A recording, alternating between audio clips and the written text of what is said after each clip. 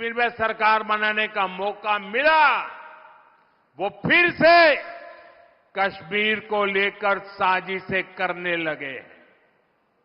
आपने टीवी पे देखा होगा, 2-3 दिन पहले जम्मू कश्मीर विधानसभा में जो कुछ हुआ आपने देखा होगा।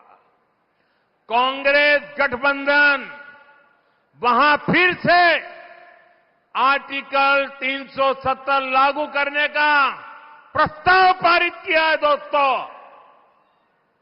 क्या ये देश स्वीकार करेगा? आप सहमत होंगे?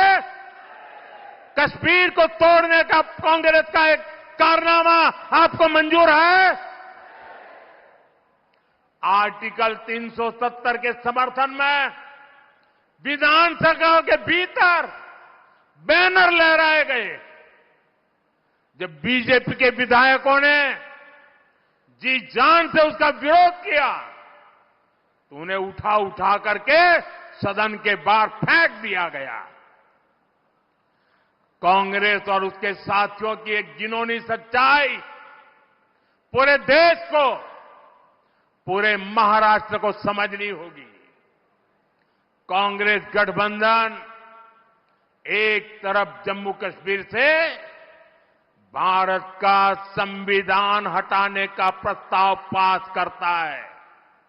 कांग्रेस ने जो प्रस्ताव पारित किया है ना, इससे बाबा साहब का संविधान जो मोदी वहां ले गया है ना, वो फिर वापस कर देंगे और जम्मू कश्मीर में बाबा साहब के संविधान को घुसने नहीं देंगे। और दूसरी तरफ यही कांग्रेस, उनका गठबंधन यहां महाराष्ट्र में आकर संविधान की झूठी किताब लहराता है, कोरे कागज वाली। ये कोरे कागज वालों की कटी पतंग का जमाना आ गया है।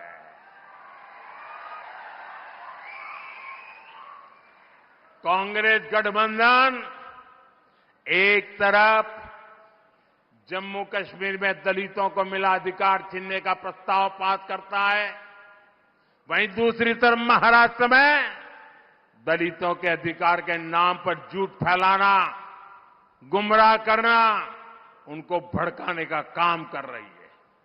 कांग्रेस गठबंधन एक तरफ कश्मीर में आदिवासियों के अधिकार छीनने का ऐलान करता है, वहीं दूसरी तरफ महाराष्ट्र में आकर ये लोग आदिवासियों की आंख में धूल झोंकने का पाप कर रहे हैं, अधिकारों के झूठे नारे लगा रहे हैं। आजादी के 75 साल बाद जम्मू कश्मीर में बाबा साहब का संविधान लागू हुआ है, लेकिन ये कांग्रेस और उसके साथियों को ये बर्दाश्त नहीं हो रहा है। मैं कांग्रेस और यहां अगाड़ी वाले लोगों से कहना चाहता हूं, पाकिस्तान के एजेंडे को देश में बढ़ावा देने की कोशिश मत करो। कश्मीर को लेकर अलगाववादियों की भाषा मत बोलो। याद रखो, तुम्हारे ये मंसूबे कामयाब नहीं होंगे।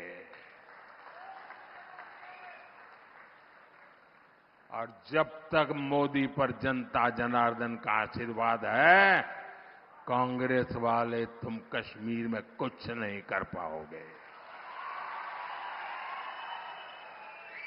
कश्मीर में आप केवल और केवल बाबा साहब आंबेडकर का संविधान ही चलेगा। ये मोदी का फैसला है। दुनिया की कोई ताकत अब कश्मीर में आर्टिकल 370 की वापसी नहीं करा सकती। साथियों, महाराष्ट्र आर्थिक प्रगति के रास्ते पर तेजी से आगे बढ़ रहा है। महायुति की सरकार हर वर्ग के विकास को लेकर प्रतिबद्ध है। आज प्रदेश में इंफ्रास्ट्रक्चर के जो काम हो रहे हैं, जन कल्याण की जो योजनाएं चल रही है, महिलाओं, युवाओं, आदिवासियों के हित को प्राथमिकता दी जा रही है, उन पर रुकावट नहीं आने देनी है, रोक नहीं होने देनी है, गति को धीमे नहीं होने देना है।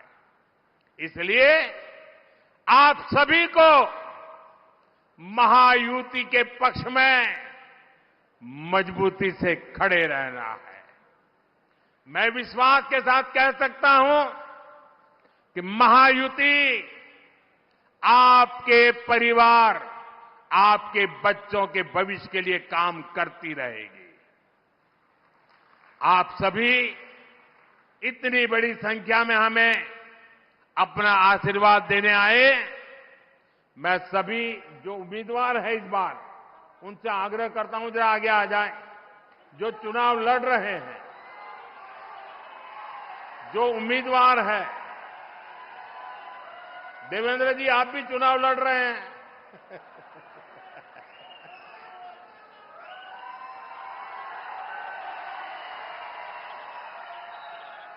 मेरे साथ बोलिए भारत माता की, भारत माता की, भारत माता की।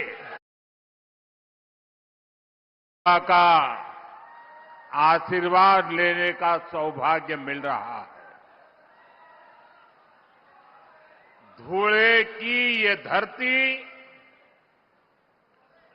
और महाराष्ट्र से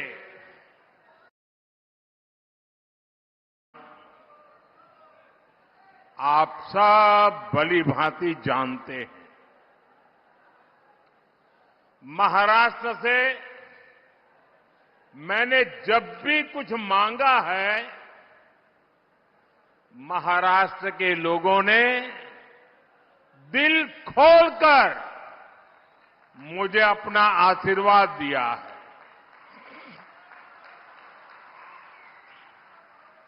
- 2014 के विधानसभा चुनाव में मैं आपके बीच धुले आया था।